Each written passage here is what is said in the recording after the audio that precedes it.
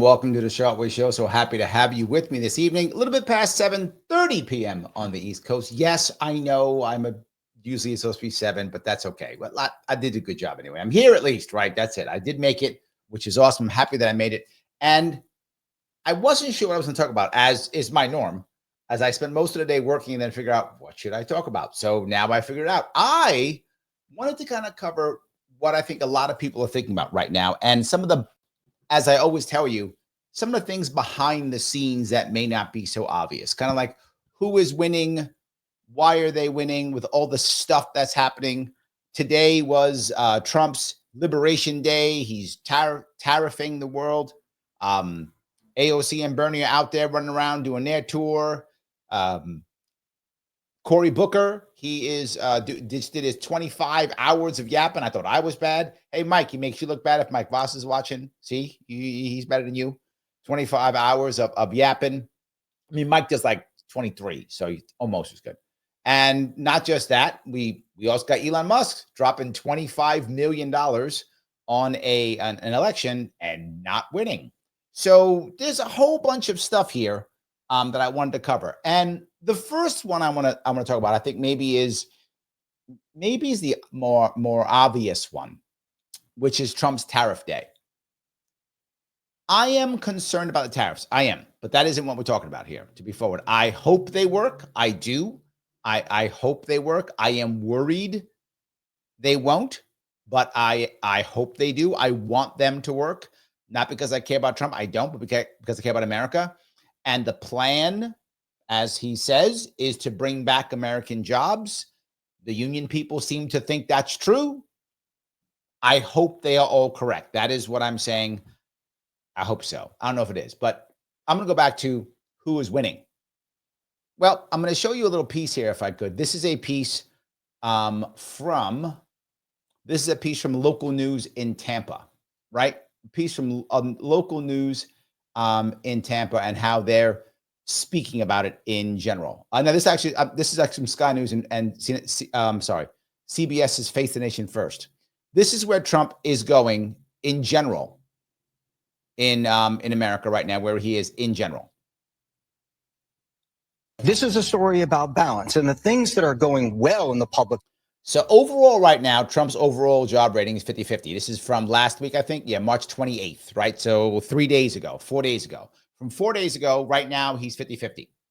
Now, 50-50 when he was announcing his tariffs already. So like the tariff thing's already been announced, and he's at 50-50, which you might go, is that good or is that bad? For him, that's amazing. For him, right? That's amazing, right?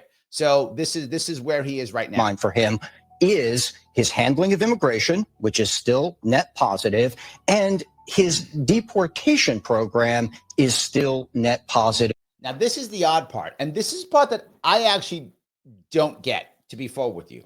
Not that I don't get people want to get rid of immigrants. I get it. Americans always want to get rid of immigrants. I get that. I'm not surprised at that. But Trump's value right now in the American populace is they like his immigration policy. They like he's getting rid of immigrants. People like that. I'm not a huge fan, but doesn't matter. I'm being realistic here. They like the fact that he's going to throw them all out. Okay, people like it. I got it. So he's got some juice, and I said 50-50. Good. Why is he spending this political capital on pushing this tariff plan? I think he honestly believes that it's working. I think he honestly believes in this, right? Because it is popular, right? So now, why would I show you that? Because when you look now at this, when you specifically go to tariffs, it's reversed. People don't like his tariff program. I get it completely. So he's gambling on the tariff thing. Here.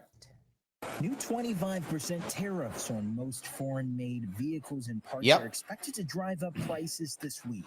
Our new poll finds 64% say President Trump has not focused enough on lowering costs. Yes. So they're saying he's not focusing enough on the economy. Most Americans do believe that to be true, right? So I get it. They believe that. He's doing it anyway. 55% of the public believes the And this president again is from last week. too much on tariff. Again, this is the same poll that made him 50-50 overall. So overall, he's 50-50, but he's getting hammered on this. Tariffs, which they think could raise prices. In a phone call with NBC News, President Trump said his tariffs are absolutely permanent. Permanent. They are permanent. Couldn't care less if foreign Doesn't care. automakers raise their prices in response. Americans. This is an issue. This is a gamble. And that's my point. Trump is gambling.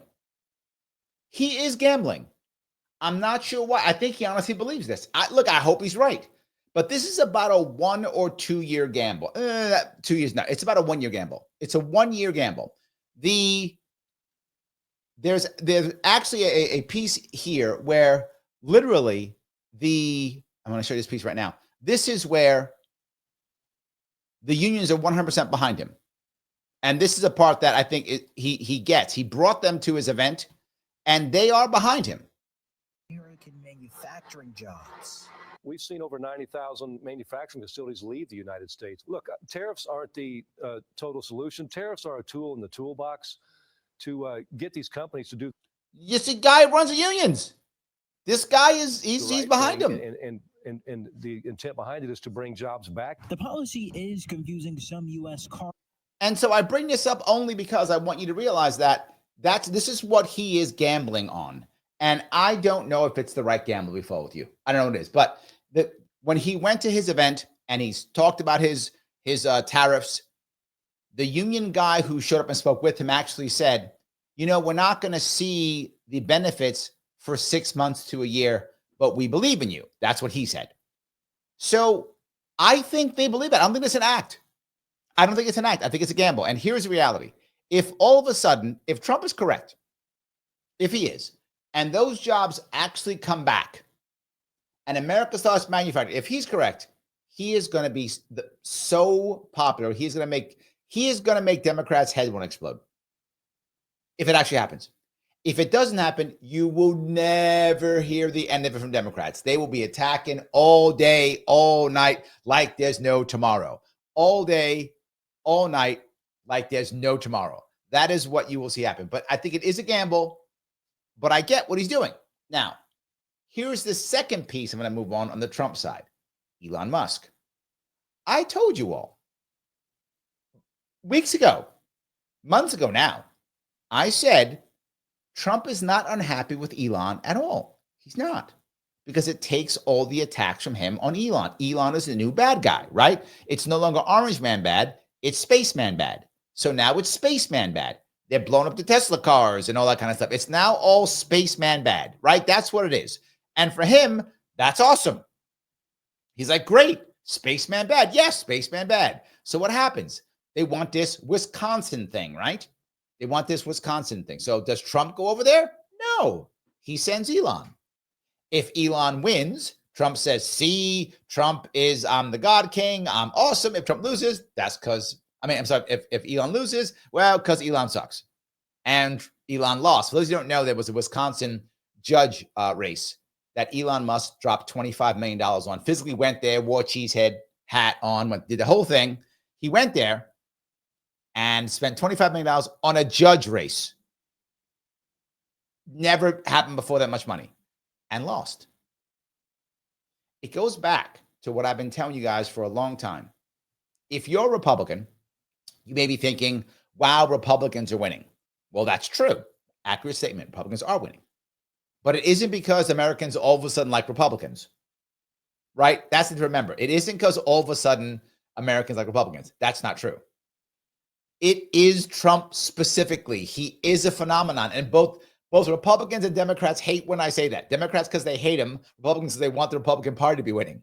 But the reality of it is Trump is a phenomenon. He just is. And I'm not a massive fan. You know that. I've been very open. But I have eyes. I have ears. I can see it. He is a phenomenon. And because of that, if he's not on the ballot, it doesn't move. He's not great at endorsing people and them winning. He's not great at that. Other people who are better at that. He's not great at that. his people he wants, they don't all of a sudden win. That's not what always happens, right? But when he's on the ballot, stuff moves because he's a phenomenon. That's the issue. He is the phenomenon. And without him, it doesn't go as well. People don't like Elon. Not anymore. Because again, why? Why? Same reason they don't like RFK Jr. They see Elon as a traitor, right? They see him as a traitor. He used to be a Democrat. Now he's become a Republican. He's a traitor. He's untrustworthy. He's no good. They don't like him. So he's the worst now. He can't be embraced by Republicans. He's not really Republican, right? And he can't be embraced by Democrats because he's a traitor. So nothing but bad. He's losing. And Trump's like, okay, whatever. Trump's talking about, oh, we won in Florida, so we won. Trump's pretending like Wisconsin never happened. He's like, Wisconsin never happened. Whatever. I don't know. That's Elon. That's not me. That's Elon. That's somebody else. And let me, if I can show you that piece here. This part is a little bit under. This is a part from the Young Turks talking about Elon. You know, I'm going to grab some comments. You guys have done a lot of comments. I will grab some of those in a second too. Elon Musk, simply put, is an unpopular guy. He is political poison. It was clear. He's political poison. We just saw how good Trump is doing, and then we go there and we see him nothing but bad. Clearly a vote against what's going on right now in Washington. Gavin Newsom, the governor of California, calling the Democratic brand absolutely Now, this, what you're hearing right now, this is CNN.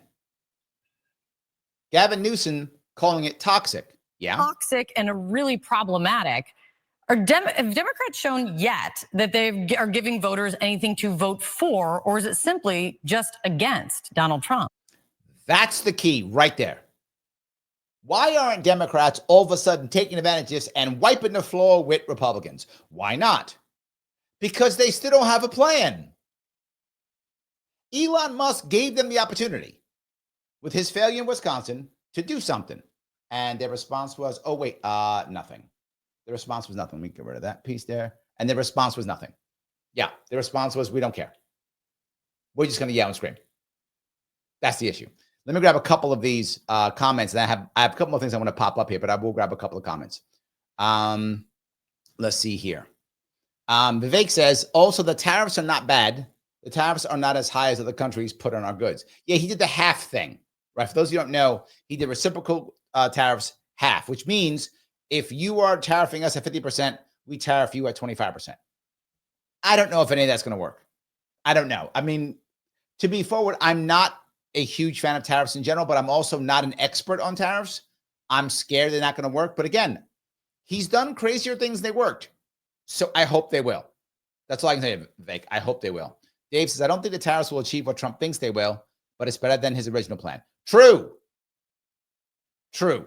Yes. We will see. True. Yes. Yeah, absolutely. Dave goes on to say, I think Musk lost millions spent on a losing rate. Yes, he is losing. Without question, of all the four people I talked about, I haven't got to the Democrats yet, of both Republicans. Clearly, Elon is losing. Trump is gambling, but it might be a win. I don't know. We have 6 months to figure this one out. But he is rolling the dice on something which I don't get. Robert says the unemployment rate is 4%. What jobs would tariffs bring back? Immigrant jobs? No. The unemployment rate is no longer a valid stat because you have 8 million men who've checked out who don't go into that rate, right? You have 8 million men who've checked out who aren't there because they're not looking for work. For those who don't know, the unemployment rate depends upon people looking for work. So if you stop looking for work, you're not included in that. You're also not included in underemployment. And depending on who you talk to, from like recruiters to LinkedIn to surveyors, depending upon who you talk to, there's somewhere between 20 and 30, 45, 40%, 20 and 40%, somewhere in that area of people who consider themselves underemployed, which means I have a master's degree, but I'm a barista, right? I have a degree in this and now I'm building houses, that kind of thing. They consider themselves underemployed. The reason why it's so varied is how do you decide who's underemployed? That's my opinion, right?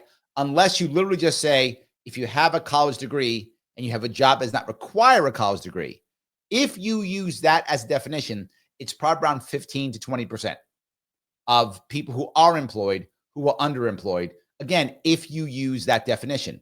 The problem is you could still be happy and be making good money in a job you're underemployed in. So that's why that number is so varied, because how do you realistically define that? But anyway, that 4% does not count underemployed also.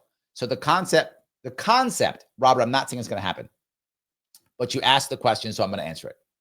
The concept is you would bring back better jobs for those who are underemployed to take, option one. And option two, again, conceptually, you would bring jobs in that those men who've checked out would want to come in and take. So believe that if you want, but I answered your question. So Lunatic with the 499, thank you. In the house, Lunatic. Larry, is our Rumble show your biggest video on Rumble? Taxes are taxes, no matter what they call them.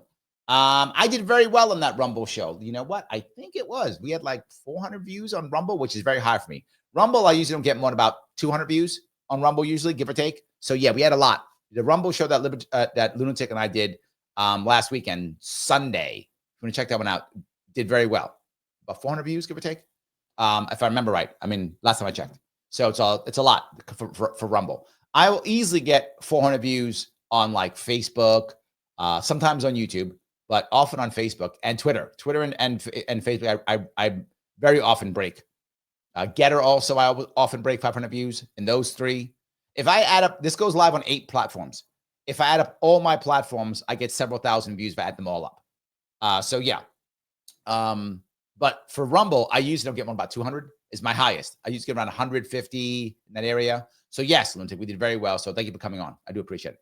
So I do appreciate that. Thank you. So Markel says, Trump is a pawn. Pawn of whom? Is it of whom? For whom? Whichever. Kim says, people don't want to pay the price to support Americans. If they supported Americans, they would be boycotting foreign made goods without the forced tariffs. Nicely done, Kim. Nicely done. Yes. Missy says, you can highlight your question or comment to read live with a super chat. It moves you to first line. She's right. You can also click the button known as Lima, India, Kilo, Echo if you like what you're hearing. I'm going to give you even more juice and some background stuff you haven't even heard about. I'm going to give you some of that too. So you click the like button so I can keep doing it. If you click the like button, you know what actually happens? It's free, number one. It's free. Only costs you a little click with your finger or your toe or your nose or whatever appendage you want to use. I'm not judging you. Whatever you want to use, you can click that button. It's all good. When you do that, Mr. Rhythm, Al Gore, Mr. Rhythm, he decides, oh, I like this, and I will then put it in other places. So please do that. But not just that. You might go, Larry, I did that. Okay, great. Have you reposted this show someplace else? Have you shared it someplace else? You haven't. Well, then why do you hate the children? I don't understand why. I don't get it. The last thing I'll ask you to do, well, not last, but the next thing I'll ask you to do is, have you followed me on Facebook and Rumble and X on Sharpe? Have you followed me on all 3 of those? You haven't. Why do you hate the troops? You hate the troops now. I don't know why you hate troops. First you hate children, now you hate troops. Why are you a hater? Stop being a hater and follow me. It does matter. And if you subscribe to me on Sharpeway YouTube page, and if you have not, now I know you hate me personally, head over to YouTube Sharpeway Show and subscribe and click all notifications so that you can know when I go live on YouTube and jump into cool chat. It does matter. If you do want to super chat me, you can, or you can rant me on Rumble. Either one works. Membership is always awesome. If you want to, click that join button on YouTube or click that subscribe button on Rumble. Either of those works very well. So please do that if you would. It does matter. It is important. All righty. Space Jason over on Rumble says, it's wild how Democrats are engaging in absolute violent domestic terror. And now you're gonna get me canceled in domestic treason. And people are so casually dismissing it. It's a pre-civil stuff. These people are insane. They are going nuts, but that's why Musk is losing, because his stuff's getting blown up. They're tearing him to pieces, and now people don't like him and he had failure. So yes. So Chris Kyle says to Kim, spot on, Kim. There we go. That's over on Instagram. So on Instagram, they like you, Kim. See that? All good. So let me grab a couple more before I keep moving. All righty. Morgan says one nation under blackmail. Is that a thing? Is that really a thing? Maybe. I'm not sure. Dave says Elon Musk is the biggest loser. Not wrong. All right, let me keep moving if I could. I want to look at the next piece, which is this piece is what you just heard that person say on CNN. Is she said, if you remember, is this just people voting against Democrats? Is that what this is? I'm sorry, against Republicans, because Democrats don't give them anything to vote for. Well, yes. And I want to hit the next person, which is Cory Booker. People are acting like Cory Booker is winning. Maybe, but no, not really. Cory Booker did a nice stunt, and it is an impressive stunt. I don't want to put down the stunt that he did. Talking and standing for 25 hours straight is impressive. It broke the record filibustering. That's an impressive stunt. To be clear, it's just a stunt, though. But it is an impressive one, right? It's one that I think many people could not do. So well done to Cory Booker for that stunt. It's a great stunt, and I am impressed by that. The issue is it effective? Is it working? No. I would ask, does anyone know what his plan was? None of you do, because there was none. There was no plan. He basically 25 hours to say, I want to be mad at Trump. Why would he do that?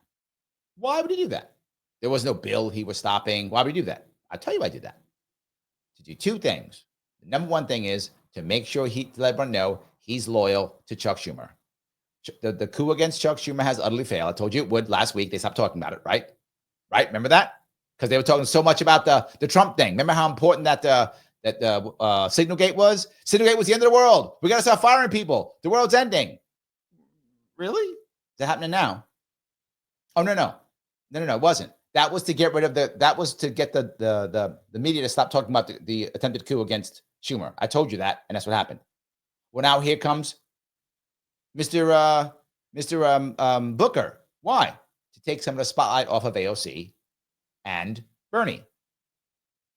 Larry, that's like conspiracy. No, that's real. That's what actually is the reason why.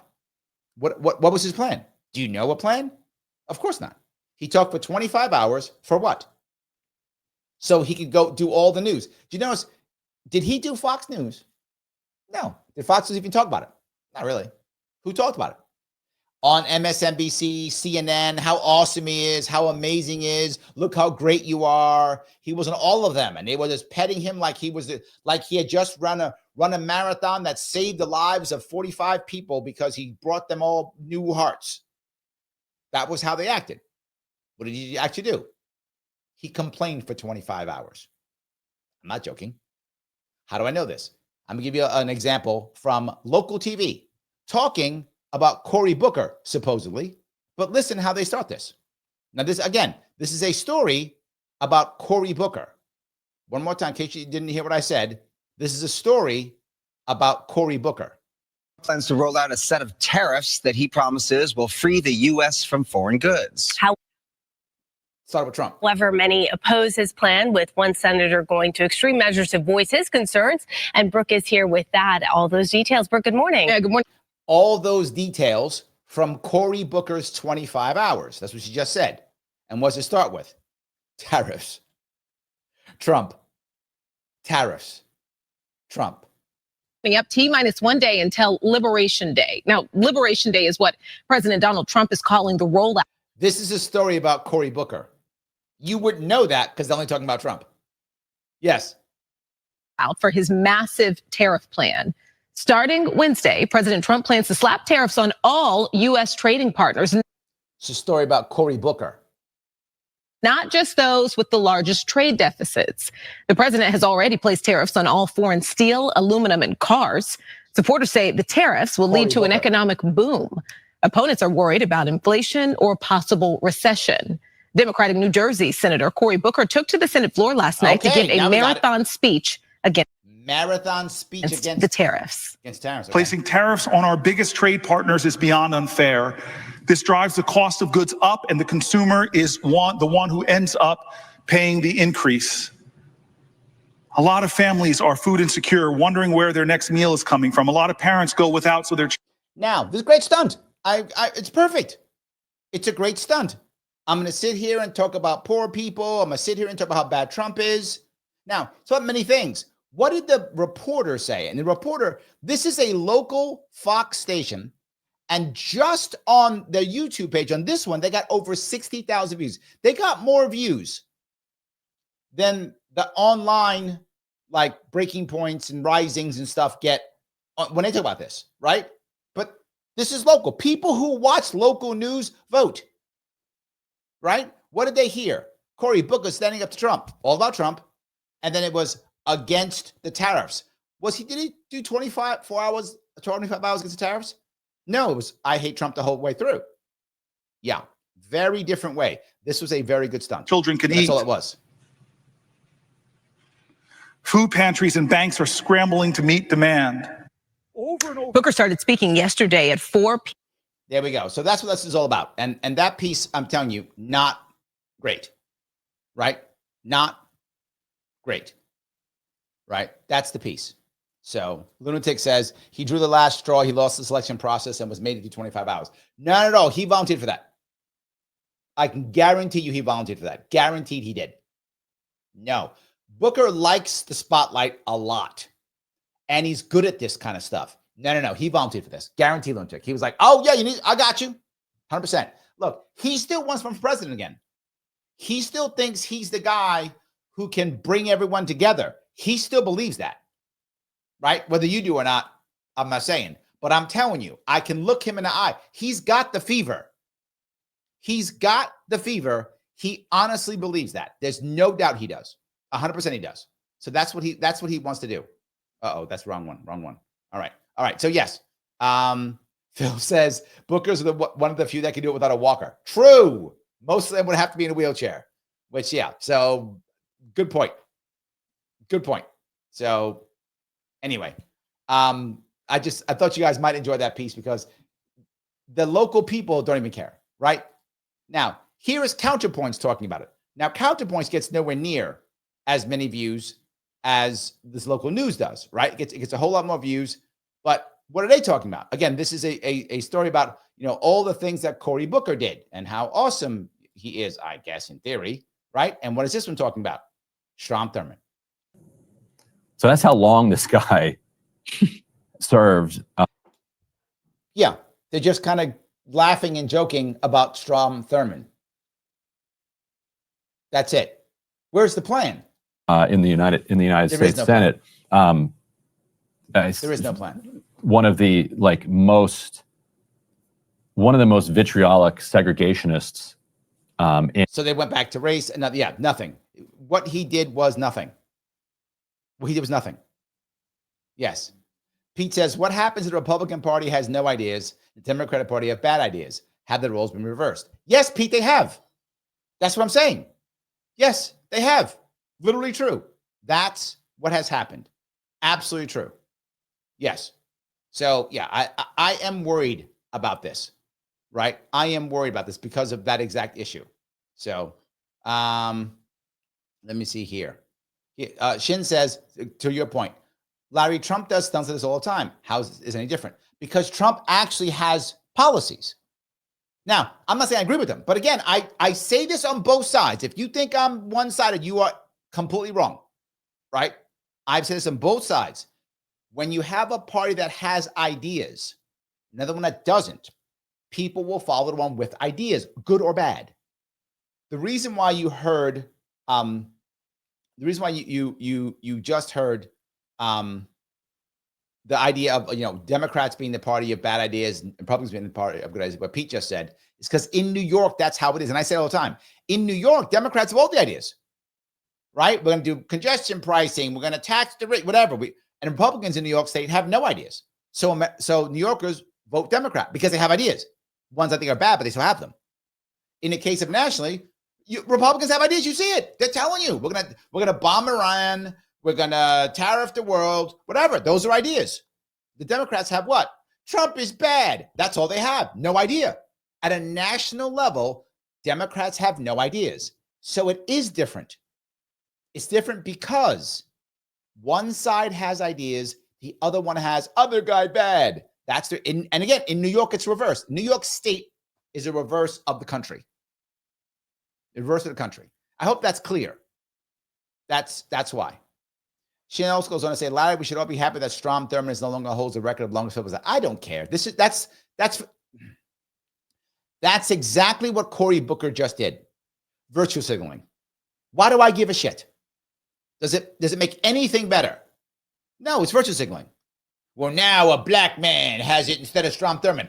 So? It's virtue signaling. And that's the problem. At a national level, all the Democrats have is virtue signaling. Nothing else. Where was Cory Booker's idea on how to fix the economy? Do you remember it? No. No one's talking about it because it didn't exist. Where was his plan to fix Medicare? Nowhere. What was his plan to fix the budget? He had none. What was his plan to deal with foreign policy? How's he going to end the Iraq? Look at where my head is. The Israeli-Gaza war. How's he going to end Ukraine? No answers. None of the Democrats have that. This is why it matters. Virtue signaling is all the Democrats have, and that's how they fall back to it. Don't get me wrong. In New York, it's the same with Republicans. Or Republicans, they'll say things like, we need the death penalty for people who kill cops. They'll talk about that, which is virtue signaling for Republicans. It's never going to happen in New York State. New York State's never going to death penalty. That's not a thing we're going to. They know it's impossible, not going to happen at all. But Republicans will say that. Why? Virtue signaling. Because they can't win in New York. So they're just virtue signaling instead. Democrats are getting their butt kicked across the country. So virtue signaling. That's the difference. And virtue signaling is nothing but bad. It does not help at all. It just makes people believe that something's happening when it's not. That's why I'm so against it. It makes people believe that something's happening when it's not. Shredan is over on Rumble. Thank you for the $5, my friend. Is the tariff imposed on the wholesale or retail price? Interesting math in my mind. Always wholesale. Now, that means it affects the retail, right? The tariff is not imposed at retail. It's imposed on wholesale. In theory, when the wholesaler gets it, they could just eat the tariff and keep the price the same. Why would I even say that? Because if they want to dump, they may do it. And dumping means you purposely lose money to gain market share. Sometimes people do that. Companies do that when they have a massive investor who's throwing money in them and saying, "Hey, we can wait, for a year or two to make any money." They will then eat a tariff on purpose, lose money on purpose for X number of months or quarters or years to gain market share so people like their product, then raise the pricing later and then make up money in the past. That does sometimes happen. So straight and in theory, could the retail price stay the same? Yes, but really only if that company is doing a dumping strategy. Otherwise, no. It's imposed on the wholesale, and that of course carries over to retail. Generally speaking, whatever you make something for, if it's sold through normal wholesale channels and goes to a retailer from manufacturing, it's about 6 times the price. I'm not joking, just so everyone can make money. So if my cup costs me, 25 cents to make, it's at least 6 times more than that to sell at retail, at least, right? So that should be a good assumption for you. Now, if you throw a tariff on top of that, that of course multiplies even more. So I hope that answers your question. So yes. All righty. Let me look and see where we are here. And thank you, Andrew, for becoming a member. Thank you, my friend. Membership does matter. The more members I have, the less I have to, the more I can do this. And I like to do more of this if I could. So the more we can do it, the better. So yes. All right, let me keep going here. Morgan says, politicians avoiding responsibility and passing the buck? Nah. Well, yeah. Leela says, yay, Larry. Sharpe, you get it. I do get it. That's true. Rick says, thank you for being a member, Rick. I have Rumble up on my TV to see how Larry plays on that platform. I am handsome either way, Rick. I'm still a good-looking man. It doesn't really matter. So, yes. Guillermo says, good evening, Larry. I have a question. Could Trump make changes to allow Elon to run for president? No, he could not make changes. There are 2 ways that Elon could run for president. 2. Way number 1, there is an actual amendment to the Constitution, which, again, I'm not saying it's going to happen, but that you're asking how. They'd have to get an amendment to the Constitution to obviously allow non-born people who are not born American citizens to run for president, right? So that's option one. They have to make an amendment to the Constitution. Option number two, which is what Cenk Uygur was doing, you could sue and have the Supreme Court make a decision. Now, why would you do this? I think it's the 14th. Think 14th. That's literally states it. You can't treat people differently whether they're born citizens or not. I forgot which. I think it's 14th. That you would do it based on the 14th Amendment. You would sue saying the 14th Amendment, because the amendment to the Constitution later on, it now supersedes the original Constitution. This would be a lawsuit, right? And so now you can't discriminate naturalized citizens versus not natural citizens. And because of that, now anyone who is now an American could run for president. Now, that has not been done, right? But that is a theoretical lawsuit you could do. If you did that lawsuit and if the Supreme Court agreed, I'm not saying they would. Again, Guillermo, I'm not saying they would agree. I'm saying that's one way of doing it. You go down that road if the Supreme Court says, you're right, the 14th Amendment supersedes the Constitution because it's an amendment, Elon can run. So that would be one way. The other way would be to have an actual amendment to the Constitution, which now states that you don't have to be a natural American citizen to run for president. Those are only two ways. No other way you can do it. So I do not think he can run for vice president either. Now, there's a problem with that, of course, because vice president isn't clear. Back in the day, we made up this vice president ticket thing based upon parties. That's not really a thing. We made it up. In the Constitution, that's not what it said. The vice president was the person who got the second amount of votes, not some party ticket that we made up because the parties took everything.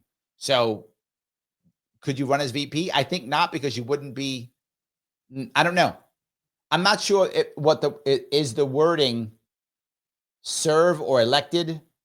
I have to look at the actual wording of the Constitution if you could actually do a VP. I don't really know. So yeah, there may be a lawsuit on that one too. There may be a lawsuit on that. So that would be my other issue. Duke of Facts, thank you for the $5, my friend. Can we just agree that utopia is outside the scope of human nature? Dude, no. We just need like 4 more laws, like 3 more gun laws, like 4 more laws, and just 10 gulags. That's it. Like 10 more gulags, Duke, and 4 more laws, and 3 more gun laws. Then utopia. You don't trust the socialist system, my friend. Those others, those weren't real, right? Is my camera doing this again? There we go. Yes. Those other, the other time you saw socialism, that wasn't real. That wasn't real socialism, right? You just need a couple more gulags, a couple more laws, few more gun laws, and boom, magic utopia. Trust the system, dude. Just trust the system. So you got to do. I mean, they wrote it in the book, Marx, right? He wrote that. Didn't he write that? Yeah, we're good. Trust Marx. He knows what he's talking about. So anyway, so I wanted you to see that. Next one I want to talk to, if I could. And this one is AOC and Bernie. Now, how are they doing? Let me show you how they're doing. This right here is their website, the Fighting Oligarchy Tour. Join us. Look at those pics. Killing it, right? Look at all these dates. Los Angeles, Vegas, Colorado, Arizona. Look at them go. Donate. Give us some more money. We good to go. Give us cash. This is your movement. See, Bernie said so right there. Your movement. Give us the cash. Organize. This, by the way, is brilliant. It's brilliant. Now you might go, Larry, that's not that. No, it's brilliant. If it wasn't brilliant, Cory Booker wouldn't have gone out. You wouldn't have seen Cory Booker if this wasn't brilliant. It's brilliant. Now, the problem is you might go, wait a minute, Larry. If it's so brilliant, why aren't they winning? Because they still don't have any plans. Now, next thing is, well, Bernie Sanders, he's 109. He's 83 or something. So, yeah, he's I get it. He's old. But AOC's 35. And, again, when it comes to charisma in the Democratic Party, AOC's got it. There aren't many people in the Democratic Party, right, to Phil's point, many of them need walkers and wheelchairs, right? AOC, she could be their granddaughter, right? So she's out there doing the work. This is not a bad deal for her. Now, if they had a plan, it'd be nice too, but they don't have a plan. But at least people are starting to think like it's working. They're out there talking about it. They're out there trying to make things happen. I know that's an issue. Let me tell you why. Because Fox News got some cope. This was Fox News last week talking about this. I'll give you this piece too. All righty. Are we sharing it? We're good. All right. For you. Let's get your take on the absolute meltdown and circular firing squad in the Democratic Party, and now the emergence of AOC and Bernie Sanders. Now, of course, this is Hannity. He's got to insult. That's what he starts, of course. They're all terrible. Bad, bad, bad. Got it. He does that. But then he says, but the emergence, he admits, of Bernie and AOC. Yes, it's a real thing. AOC is setting herself up for the future. She's the one who tested the waters for the coup against Schumer. Now, people are like, she's going to take over. She's not taking over. She tested the waters to get it going and then left and hung out with Bernie to go do her thing. The people inside were trying to get the press to turn on Schumer. Did not work at all. It was a little bit scary for about a week or so. Didn't work. Now Booker comes out. Now all of a sudden, Signalgate was the best thing that could have possibly happened to Schumer. Signalgate comes out and everyone's talking about Signalgate like it's the end of the world. Oh my God, we're all going to die because of it. And boom, here we go. As their lead spokespeople. First of all, it's great to be on with you, Sean, and I love what Caroline Levitt was saying. Here's what it's coming down to. They're all competing right now to see what the market's going to do. I actually don't mind the fact that AOC's out there with Bernie doing what they're doing. Their biggest enemy is the Democratic establishment party is not going to let them have any kind of attention. They fear them. They don't want them to have any attention. If that was the case, they would have let Bernie win many years ago when he was going up against. He's not wrong. This is why I was talking about the Bernie Sanders and AOC went out there. Now Cory Booker coming out there and trying to take some of the shine out. And it worked. Cory Booker came out and on every single left-leaning or mainstream media outlet, Cory Booker was the center. AOC and Bernie were forgotten. He's not wrong on this one. They do not want that to happen. Against Hillary, they don't stand a chance. They can do what. Now, here's the next piece. If you remember, AOC sold out. She sold out because she was told, she did it twice, by the way. It took her a long time to learn her lesson. If you remember a couple years back, I think, was it, oh my God, what was it? I forgot what it was for, but there's a video of her like crying as she votes, changes her vote because Nancy Pelosi was like, got to do it for us. And she did it. Then she backed away from everything again just last year or 2 years ago because they were going to primary her, right? They were going to primary her and get rid of her. She wouldn't get in line. So she's like, okay, I'll sell it again. And people started seeing her as a sellout. But here's the worst part. They didn't reward her. The Democratic establishment is so aggressive and so mean that they made her sell out and didn't reward her. Now, they didn't do it to Bernie either. Same thing to Bernie. Bernie sold out, didn't reward him either. But Bernie has his own people who are behind him like no matter what. No matter what. If you know people who love Bernie, they love Bernie. So he's got his people. So what's Bernie doing now?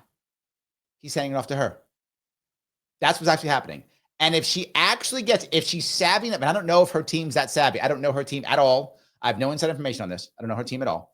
If her team is savvy, they will take everything that Bernie's picking up, sent down, they'll pick it all up, and she will then be the equivalent of a Thomas Massie on the left. What I mean by that? Thomas Massie's untouchable in Kentucky. Remember, they tried to impeach him. They tried to primary him, and they couldn't. He's untouchable. He has his own system, his own people. They all love him. He's untouchable. He can vote against whoever he wants to vote. AOC saw that. And she's like, I want that. I wish I could be that person. You can't, though. You can't. And Bernie's too much of a sellout. Bernie's already sold out. So he's done. She has enough time to unsell out. She has enough time to do it.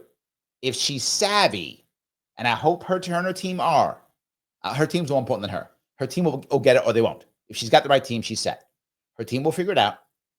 They will go ahead and grab everything from Bernie. When Bernie walks away in 4 years, whenever he walks away, she will inherit the whole thing. She will be untouchable. And she can actually be her own person. I hope that's true and it happens. I would rather have more people be that way because she recognized that selling out got her nothing. So did Bernie Sanders. There's the common thread between the two. Why these two? They both sold out and got nothing. You might go, Larry, it doesn't make any sense. This is why Trump is more successful. Again, I'm not saying I like Trump, but Trump is transactional. If you give him X and say, then give me Y, he gives you Y. That's what happens.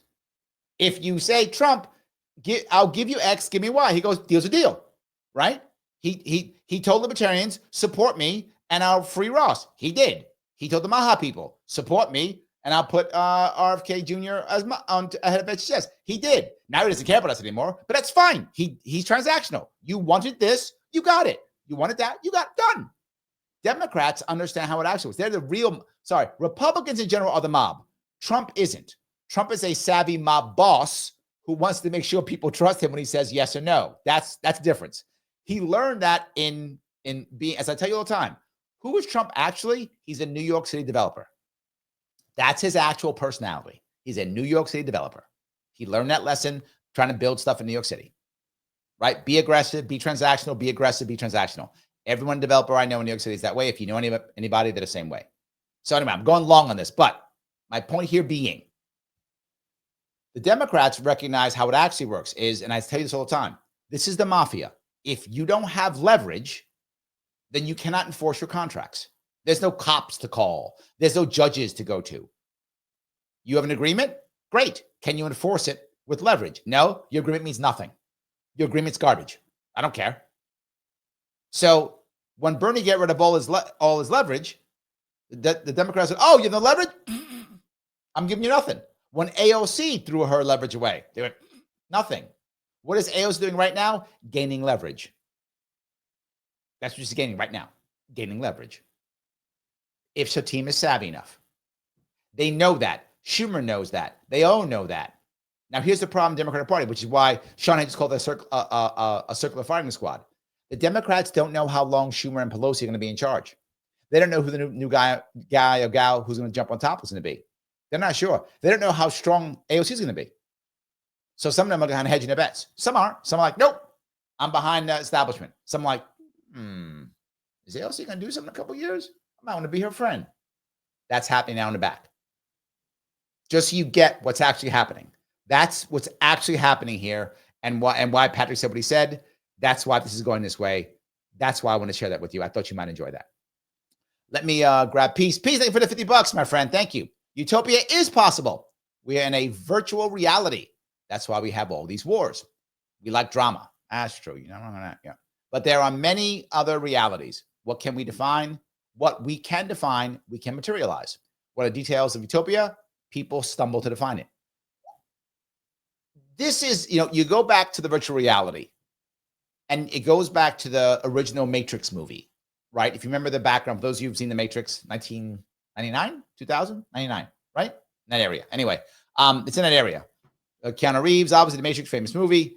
They talk about how when the machines built the Matrix in the first time, they made it a utopia. And in their minds, everybody was taken care of. There was no problems. And it didn't work. The people wouldn't believe and they'd fight back. So utopia isn't everything perfect. Because you're right, Peace, we do like drama. Utopia is there's drama and there's problems, but problems that we can get over. That's what actual utopia is for humans. It is problems and issues that we can get over, that we can move on from, that we can solve, right? What's the perfect video games? It's a tough video game that we can win. That's the best video games. That's the best virtual reality. That's the best everything. The best everything is something challenging that we can win. You want to make a utopia? You will have a world to where if people just try hard, they can win. If they don't try hard, they don't win. And that has to also be part of utopia. Because if it is part of utopia, then the people who do try hard and win, they go, see, try with me. And then they help others to try hard and win. Utopia is just like a good video game. It is challenging enough to where that when we win, we gain self-esteem and we gain respect for ourselves. That's utopia. So I did not stumble to define it. I did define it. There we go. See that? You didn't know, you guys did not know you would get a definition, right? For utopia. But you did. You got one. See how good that is? So I hope that was interesting for you guys to see that part here. So yes. Let me keep going if I can. Let's see here. Mastermind, thank you for being a member, says, I still don't put past the wrong possibility that Elon Musk is torturing his own dealerships for insurance fraud on product you can no longer move. Ooh. Well, there is insurance. Maybe. I could. That's not crazy. Phil says, I don't know if Elon stepping down from CEO of Tesla ends the violence. It might. Because again, people want to punish him. It might. That's the goal, right? Remember, it's spaceman bad. So that would be the issue. It's really spaceman bad. So yes. Phil says, Cory Booker was trying to win back Rosario Dawson. I don't blame him for that. She's pretty hot. So yeah. Okay. Did it work? Do you know if she called him? Maybe I was kidding. Is that what happened? Maybe. So yes. Rick says, YouTube cheated me out of a slice of Larry. The video didn't start when I started and I see him on a different tab. Oh, that's odd. I don't know why that happened. That shouldn't have happened. Yeah. I don't know. So, Michael says, give me a script for some Ritalin and some tacos, and I'll do twice that. You can do 50 hours. Okay. I like it. I like that. Andrea says, Cory Booker just wanted to get his name back into the media. 100% true. That's why I'm saying I know he volunteered. Andrea, I know he volunteered. There's no doubt. I think you're correct. You get it. You read him right. Yes, absolutely. So Trade N over on Rumble says, if AOC and Bernie hire Larry, the Republicans are in big trouble. Accurate, but they would never do so. But yes. If Democrats actually hired me, they could actually be successful. 100%. Because I understand what people want and how to cross over. Right? That's the issue. And you see me, I tell it like it is, whether I agree with them or not. I don't care. If, as a political consultant, if you need me to help, if you hire me, I need to help you win. I don't have to agree with your policies. Do you think I agree with the policies of everybody I'm working with? Of course not. If you want to have the policies that you agree with, you run yourself. And I do. And when I run, I love all my policies because they're mine. When I'm not running, I don't love them all. I take the ones I can take. I help them say the ones better that they can say better. And we move on. There's lots of candidates I work with which are like, I want to bomb everybody. Okay. How do we say that better? So yes, you're correct. So we'll see if they will, but I doubt if you have any connections, you know what? I have tried before. What I have found, general rule, Democrats don't even talk to me. They won't talk to me. Want zero to do with me. Zero. Republicans are more open to talk to me. I've talked with far more Republicans than I have Democrats. It's true. That's how I know them so well. So yes. All righty. Let me keep going if I can. Dave says to Guillermo, Trump could issue an executive order authorizing Musk for president. However, Trump will just run for a third term. He's going to do that. Yes. And I do think Trump could actually run for a third term. I think he can. And I don't think he'll do it in a way that is, violent. I don't think the way he wants to go. But he'll do something like, he'll do one of two things. It will be a lawsuit, right? It will be a lawsuit. He will either sue saying something like the amendment itself is unconstitutional, which there are people who say that. Right. They say that amendment itself is wrong and un-American. Like that amendment should be null and void. That's a lawsuit that people have already talked about before. That all term limits are anti-American, anti-democratic, so that would be one way of doing it. And again, that's never happened before where a court would actually go, oh my God, yeah, an amendment is unconstitutional. We have to basically repeal the amendment, right?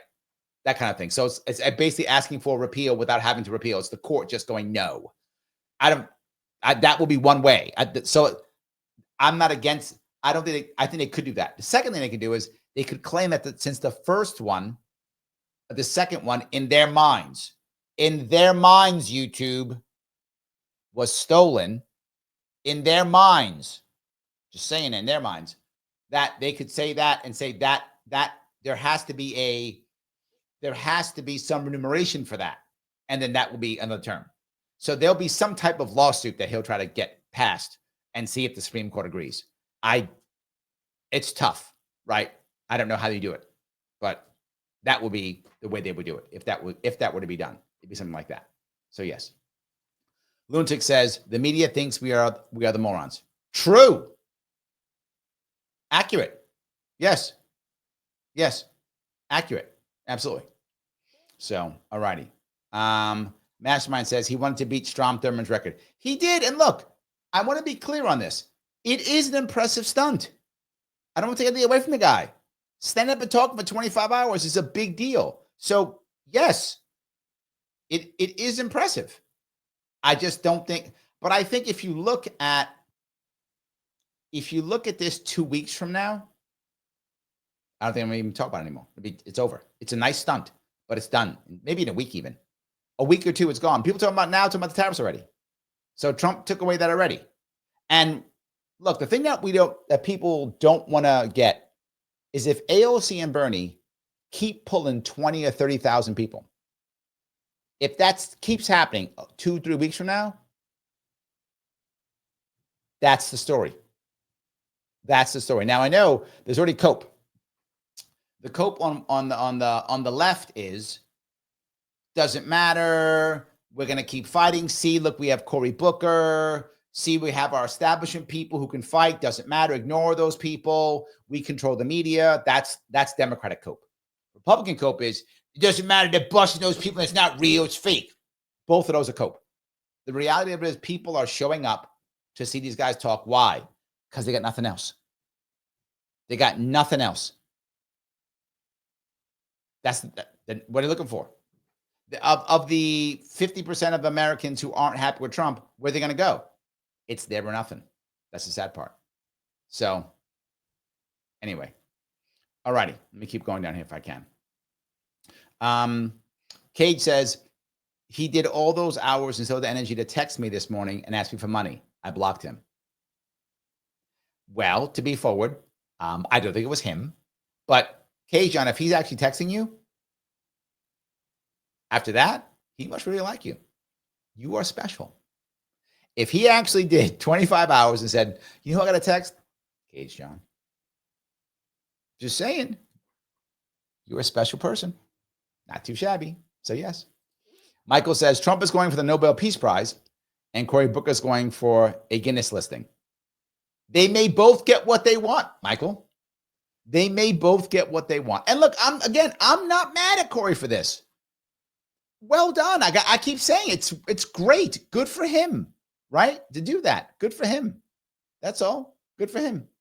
So, Shelly, how are you? Thank you for being a member. I surveyed food insecure people in my county. 93% of non-working parents, 4 were men, skip meals so that kids and the worker have enough to eat. So Booker said one thing true without giving solutions. Yes. Oh, look, very, very clear. If you look, we say this all the time, right? Look at Democrats, Republicans in general. If you want to know what's wrong with the country, ask a Democrat. You want to know what's right with the country, ask a Republican. They're usually both correct. The question is, do they have any answers for anything? Right? That's the question. Usually no for both. So yeah, but is Cory Booker correct? Yes. Is he giving us data that's real? Yes. I don't doubt his data at all, Shelly. I think you're right. I don't doubt his data. Okay, how are we going to fix it? Trump is bad. Okay, got it. Trump's bad. Okay, well, how are we going to fix it? Spaceman bad. Okay, Spaceman's bad. Great. How are we going to fix it? Did I tell you Trump was bad? You did. You told me that. Did I tell you Spaceman's bad? You did. Yes, I'm aware they're both bad. How are we going to fix that problem? I'm going to call Rosario. Okay, you go call Rosario, see if she has an answer. So we'll see. That's what basically happened. So, yes. I wish it was something better. I wish it was something better. So, yes. All righty. Let's see if I can go down here. Grab a couple more of these. A lot of go back and forth. I do appreciate that too. Amazing. All right. Robert says, underemployment is a problem. True. I'm not sure how utilizing tariffs to try and encourage U.S. manufacturing jobs is going to help those underemployed. The BLS conducts a survey every month. They include underemployed and people utilizing social services. You're assuming that I'm agreeing with the tactic, Robert. All I'm saying is I knew it was going to happen. We all knew it was going to happen. I'm hoping for the best. Right? I'm hoping for the best. That's all I can tell you. I'm not saying you're wrong. I'm just telling you what's happening, right? The reality of it is still most people, and even recently Dave Smith has turned a lot on Trump too. But even he said it, right? And he voted for Trump. And he openly said it. But even he said the alternative was worse. And I agree with that. If Harris would have won, there is literally no change in anything at all. Nothing. Just the end. Nothing. At a minimum, Trump is shaking things up to see if there's going to be change. It's not great. And it's shaking things up, so there's a whole lot of damage. True. But the problem is the system, Robert, has given us only two choices. No change at all or massive disruption. Now you might go, Larry, that's not fair. It isn't fair. And I have tried, Robert, personally, myself, to change that system.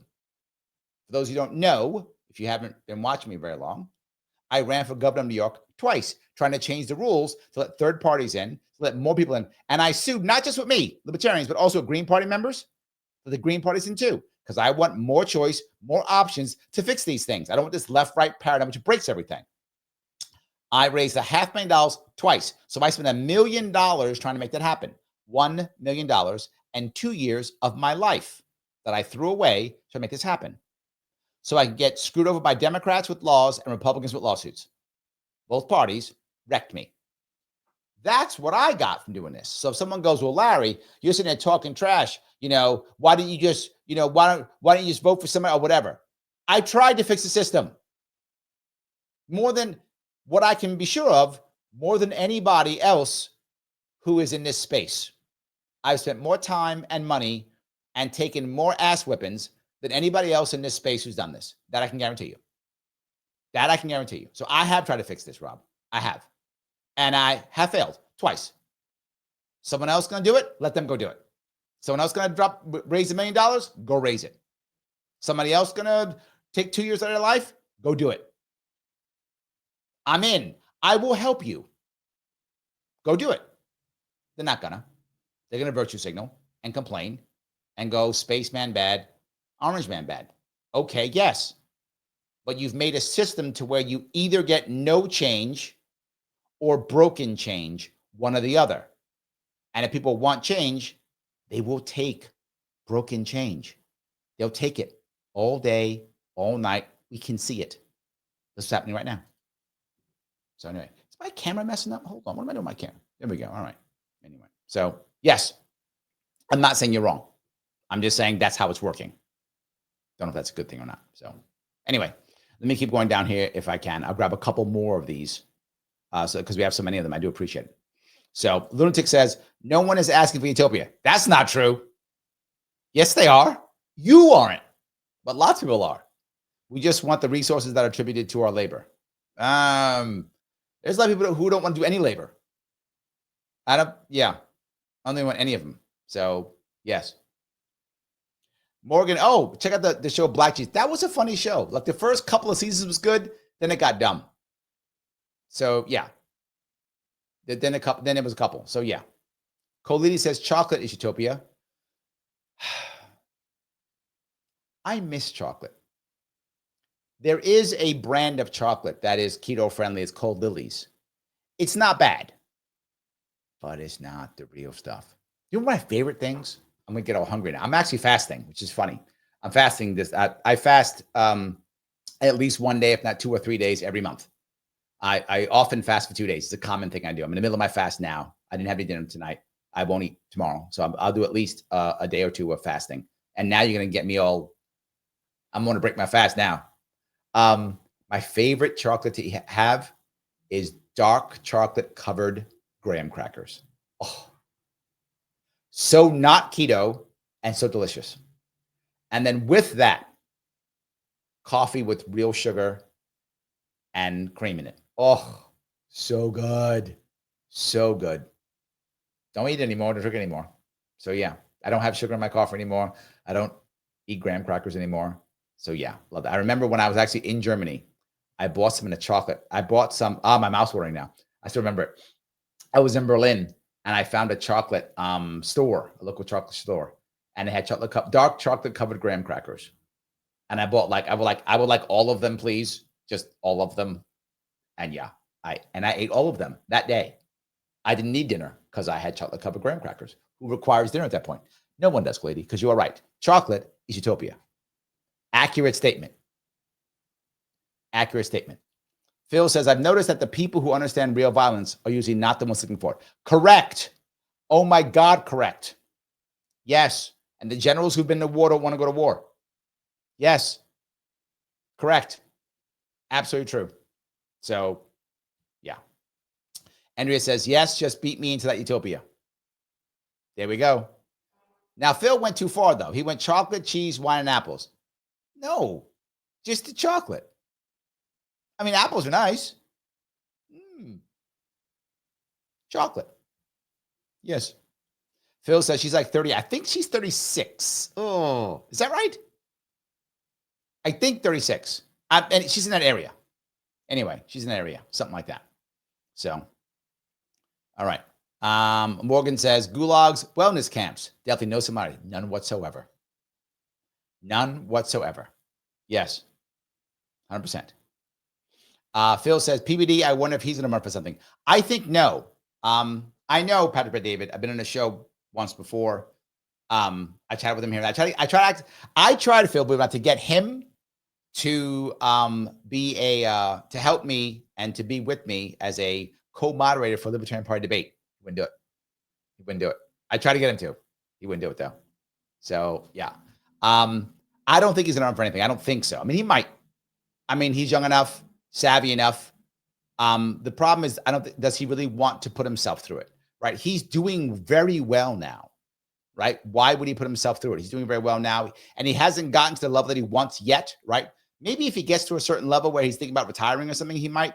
My gut says he won't. I mean, I don't know for sure. I'm not that close to him. So I don't have any inside information, but my gut says he won't until like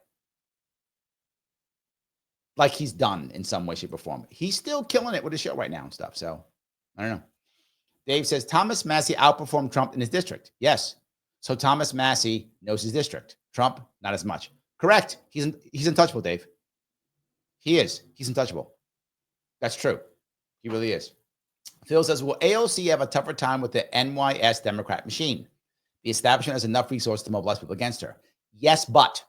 The problem is Democrats don't want to put any money into her district. Right? They don't want to put money into her district. So now they got to put money in her district and then find somebody else to beat her.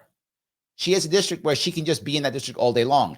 If she brings Bernie into her district, Phil, I know her district is my district.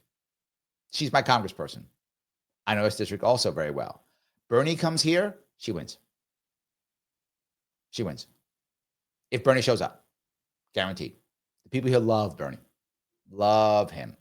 If he shows up, remember the other guy who's in my assemblyman is Mamdani, the guy who's literally a member of the Democratic Socialists of America, the guy who I showed you the interview yesterday. If any of you watched the interview yesterday, he's running for mayor. He's as left as they go.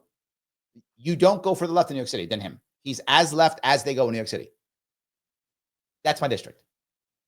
So yeah, the Democratic Party of New York, to stop her running for Congress, or to throw so much money into my district, they wouldn't do it. I don't see it. I mean, maybe, and she can still win. Not just that, Tiffany Caban and her friends. Tiffany Caban, also a DSA member, also in my district for the city council. And they're friends. Like when Tiffany Caban ran, AOC showed up for her. Tiffany Caban will show up for AOC. Now, for those of you who don't know who Tiffany Caban is, she is a local city councilman here in New York City. Now, the thing I like about Tiffany Caban, she's very far left, as left as Mamdani. But I'm going to give credit where credit is due. Tiffany Caban is in the neighborhood. Like, I see her in the neighborhood. I've met her more than once. She is out here. What AOC used to be in her first term, Tiffany Caban is still doing now. Like, she's out. You can see her in the street, hanging out with people, talking to people. People love her here. So, yes, they would throw money, but in this district, hard now, particularly with Bernie. So there's an issue right there with that. And Mamdani now and Bernie, if Mamdani actually does well in the primary coming up here, which I think he will in June, he's going to support her too. They're all together. She's going to be okay. Now, can she win a Senate seat? Democrats will throw everything against her, stop her winning Senate. So yeah, unless for some reason they think the Republican can win, but I can't see that. Hope that makes sense at least. So yes. All righty. Let me keep going down here if I can. Phil says 1999, perfect year. There we go. So that's what it was. 1999. I wasn't sure about that. Yes. Thank you. Jane is here. Grüß Gott. Larry, I liked and shared. It's my first comment. Thank you. Thank you. Yes. Let's see here. I don't know. Oh, that's not for me. Is it? That's for someone else. Okay. I'm not sure who you were talking to. P says, I agree with your assessment line. Oh, good. So I won. All right. I'm winning. P said I'm right. So I'm good. That's all that makes sense. Yes. Markel says, I'm sick of talking to entitled pansies who can't fight their way out of a plastic bag. Do we have some of those here? Maybe we do. Maybe. He goes on to say, the news media is indoctrinated into thinking Italians aren't a part of the umbrella, galvanized to being white in the 80s and 90s. The news media is indoctrinated into thinking Italians aren't a part of the umbrella, galvanized to being white in the 80s and 90s. Do you mean like the 1880s and 90s? Or like the 19? Italians, I would say you look at Italians and Jews in America were looked upon, and Irish too. Catholics, I'll say Catholic. Catholics and Jews, how about that? Catholics and Jews in America were looked upon in early American history as second-class citizens. Now, they weren't slaves, right? And I will tell you, we came over as slaves. They did not. That's Irish propaganda. They didn't come over as slaves. Some came as indentured servants. That's true. Many came as, but they didn't come over as slaves. That's a thing the Irish say. That's Irish propaganda. Not true. They came over as indentured. Some of them came over as indentured servants, and they absolutely were second-class citizens. That's 100% true. So were Jews. They were all second-class citizens. That's true. But at one point, probably here, I'm pulling this one out. I'm not really sure where it is. 50s, 60s, maybe. They really began to become part of the mainstream in that area. And by the time the 80s and 90s came, Italians were white. They were same as Catholics were white. I mean, Irish were white, right? Jews were white. I mean, that kind of happened. So by that time. So I'm not sure. But yes, there was a time when they were second-class citizens. I think that's true. Yes. That was second-class. They were second-class citizens. But now, that's not true. I mean, look at our Supreme Court. Our Supreme Court's mostly Catholic and Jewish. So most of it is. So yeah. All right, let me grab a couple of these if I can. Shin says, Larry, do you think you can actually get elected as just libertarian? Why not co-op one of the major parties? Because that's simple. Because it's freaking impossible. How do I do it? Magically? How do I win a primary, Shin? You mean co-op a party like how Thomas Massey's taken over the Republican Party? Oh, wait, no, he hasn't. Oh, that's okay. Like RFK Jr.'s taken over the Republican Party? Oh, no, wait, he hasn't. Or how Rand Paul taken over the Republican Party? Oh, no, he hasn't. Or like how Bernie Sanders is taking over the Democratic Party? Oh, no, he hasn't. Yeah, it doesn't work. Yeah. They've been saying that for years. That's Democratic Republican cope to try to keep away third parties. But yeah, can I win as a libertarian? Maybe. I don't know. Maybe one day we'll find out, Shin. Possible. We'll see. The advantage, though, that I have in New York State is that I can take on more lines in New York State. We have fusion voting. So I could take on more lines. I could run on multiple lines. So that's possible. We could do that. So yeah. So, all right, let's see if I can do this here. Nate says, it's crazy how the Keynesians ideas have evolved from deficit spending during war is okay, so long as there's a surplus later, to MMT, deficits forever, cash for everyone. MMT, by the way, is modern monetary theory, or as I like to call it, magical money tree. Yes. It has changed. You're right, Nate. The concept of spending a lot of money during a war makes sense if your country is in jeopardy, right? Who cares about debt if you don't have a country? Makes total sense. I actually agree with that concept, right? And you hope you win the war, and then you can take some of the money back from the people who you've conquered or defend yourself against. That's what you hope, right? Otherwise, if you can't, you just got to take time to pay it back, but it's better than not having a country. So the concept makes total sense. But now it's like, no, we just keep spending. Okay, where's the war? Who needs war? Let's just keep spending. What about like the money? We'll just keep spending it. Okay, but then won't there be debt? Yes. Isn't that bad? No. Why? Because we just owe it to ourselves. That's what they say. We owe it to ourselves, so that doesn't matter. Oh, it doesn't? Yeah, it doesn't matter. Okay, here's my answer always when I say this. If that's the case, that doesn't matter, it doesn't matter. Then why don't we, every 10 years, give every single American a mulligan? Absorb all American personal debt, consumer debt, every 10 years. Absorb it all. You got a mortgage? Absorb it. You got credit card debt? Absorb it all. The government absorb it all. What? Yeah.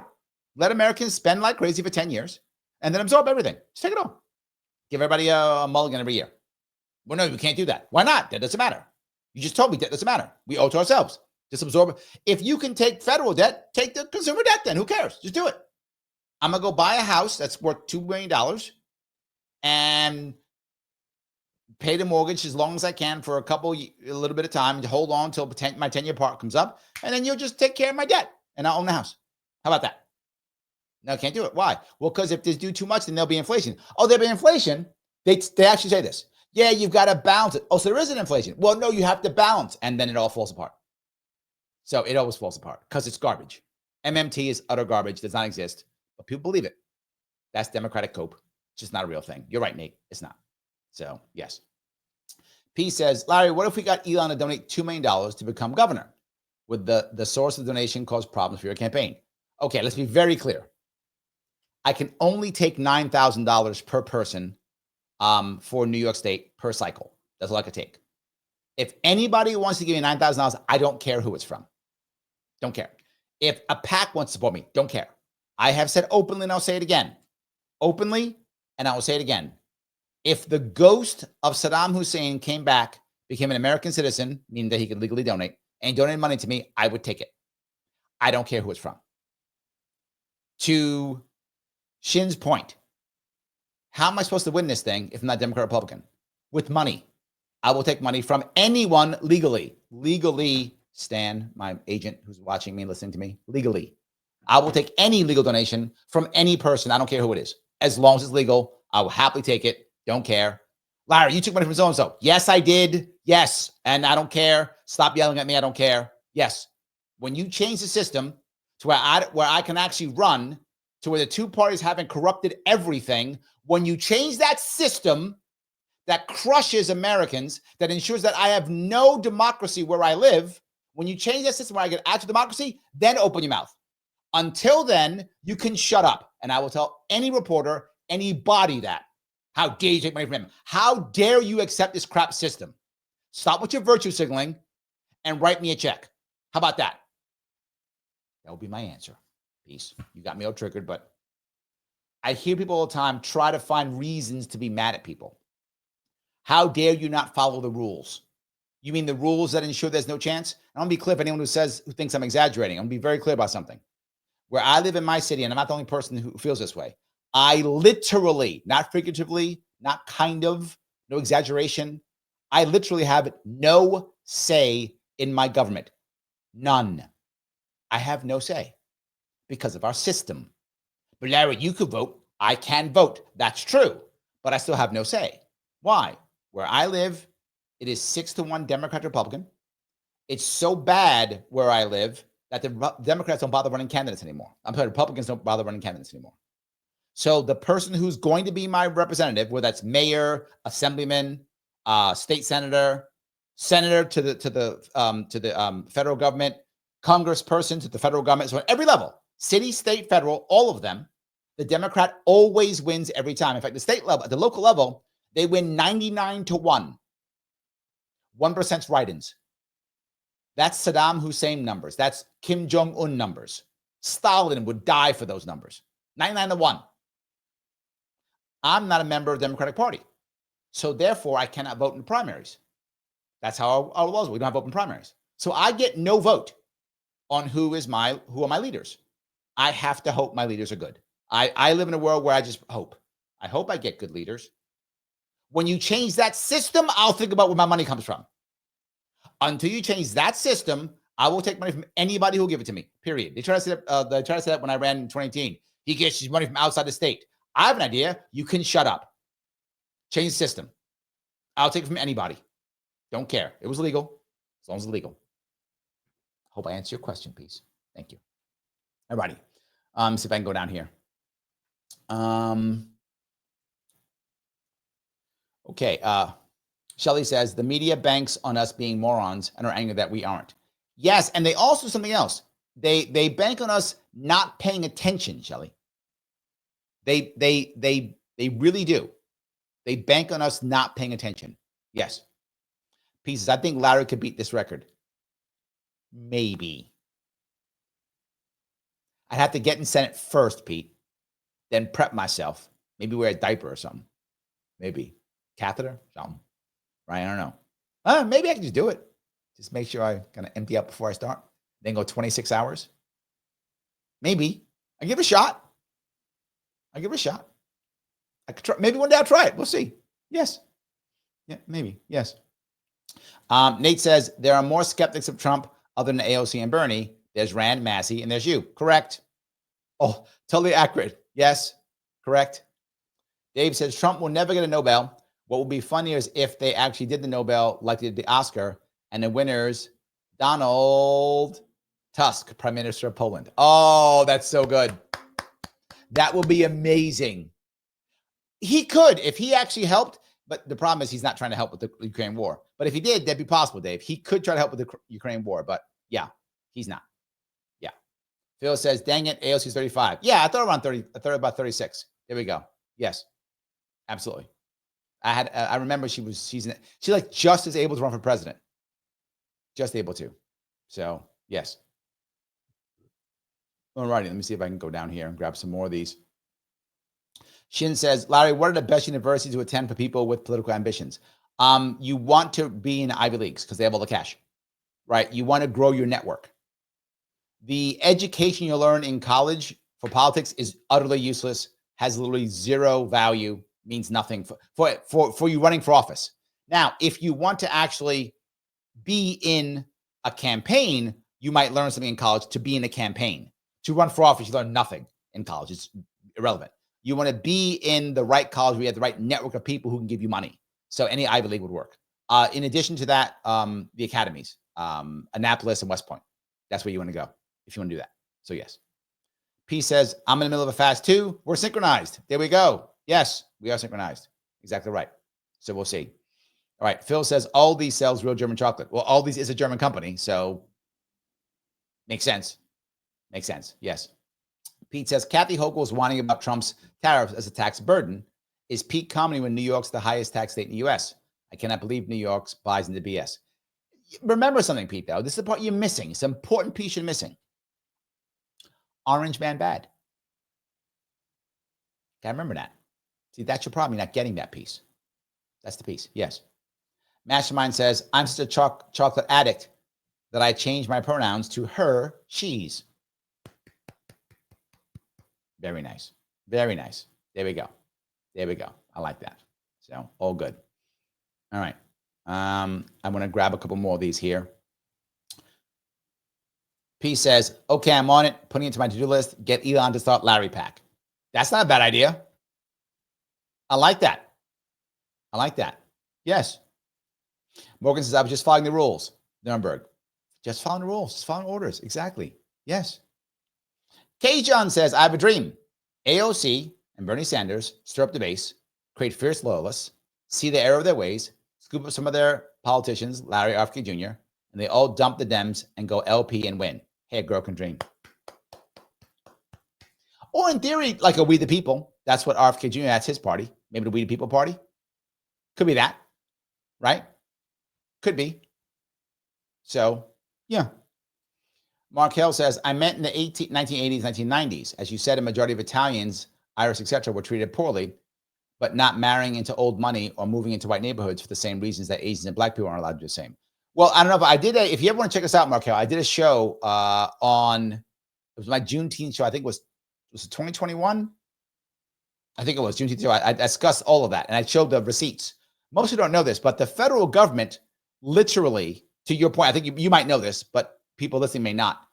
It wasn't like there was actually a list, a percentage of Italians and Jews that could live in neighborhoods that the federal government would support with their loans after World War II. I'm not making this up. It was 30%. So you could have 30% of your neighborhood being Italian and Jewish, and that's written down, documented in federal documents, which I show in that video, the actual documents. It is 30%. So you have 30% of your homeowners could be Italians and Jews, and they write that in there. 0 can be black. And Asians aren't mentioned at all. You're correct, Markel. People don't know that, but Markel's correct in this. Literally, there was a 30% threshold on Italians and Jews. This was in New York State. And 0 black, and Asian was not even mentioned. It wasn't in the rules. So, yeah, that's an accurate statement. That's true. But that's my point. Eventually, and that began to happen around the 50s, which is right after World War II, and the government made all those neighborhood rules and those loans and housing, all that happened. And when that happened, that is when they had their 30%. So that's how the Catholics and Jews began to become more of the same as everyone else from their second-class citizen status. If anyone here watching has Catholic background, I'm sure you have stories of, when your grandmother, grandfather, whatever was here and was treated poorly, or, the old Irish did not apply. That was a thing. And most people don't realize that was a thing. Catholics were second-class citizens in America for a long time. That's true. So, but now we're all second-class citizens. So at least we're fair now, I guess. So yes, 100%. So Morgan says the same percentage as new developments, 30% for low income. Yes, they keep the same concepts. Yes, they kept it from those times. Accurate, 100% accurate. Yes, that's totally true. Guys, I'm going to ask you if you could please do me a favor. Click the button known as like. I know I bug you, but I do it for an important reason. Lima, India, Kilo, Echo, do so. If you have not shared this or reposted, do it now. If you have not followed me on Sharpeway, Facebook, X, and Rumble, it is because you hate the children. Why do you hate the children? Don't hate the children. Follow me. It's important. If you have not subscribed to Sharpeway on YouTube, you need to. It's important. My Larry Sharpe YouTube page, I believe, is banned the shadow type. I think it is. My Sharpeway page is not. So I need you to come over there and subscribe to the Sharpeway YouTube page so it can grow. This needs to grow more. It has to grow more. So to grow more by doing that, it matters. Subscribe to it, and make sure you select all notifications. You might go, Larry, I've already subscribed. Here's the problem. YouTube decides randomly that you're a bot and unsubscribes you. I'm not making that up. That actually happens. So make sure you are. It does matter. If you haven't become a member, please do so if you can. $49 per month. Click that join button on YouTube. If you want on Rumble, $49 per month. Click subscribe only during the live.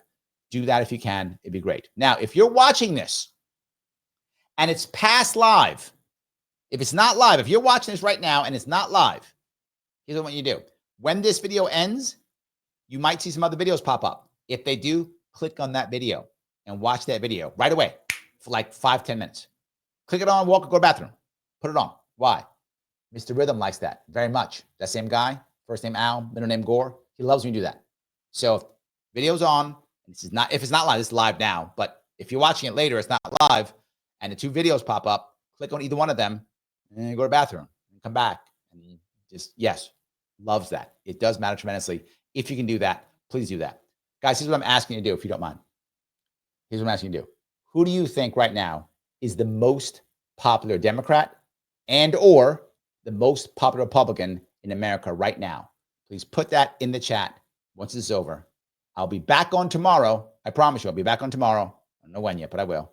And I'm also seeing you guys who are sending me those videos that I'm going to check out. I'll check out those videos also. I may do a reaction tomorrow because I got a bunch of videos you guys sent me. I appreciate it. I will see you all very soon.